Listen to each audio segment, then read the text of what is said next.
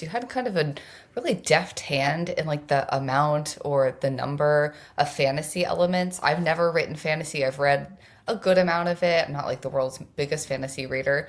Hmm. But I always think about like, ooh, how does an author even like go about that? So I'm wondering, how did you strike the balance of how different the world of Touched is from like the earth that we Yeah. live in?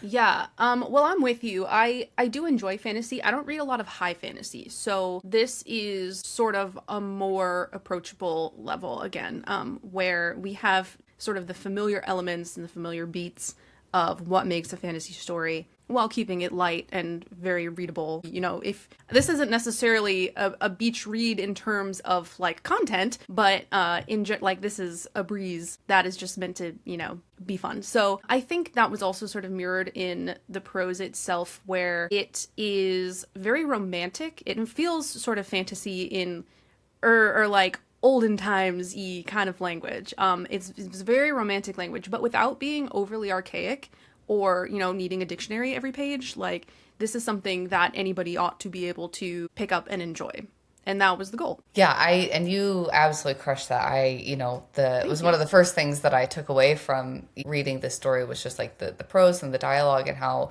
these characters speak. Like it felt like a treat. It felt like I was reading something that had all of the cool parts of an older book, but all of the cool parts of like a modern accessible book. So I really enjoyed that, and I hope other people who do check this out feel the same because it was really great. I've read some other fantasy that just has all different spans of like how modern do these characters talk and how, like elevated do these characters talk. I feel like you've really struck a nice balance there.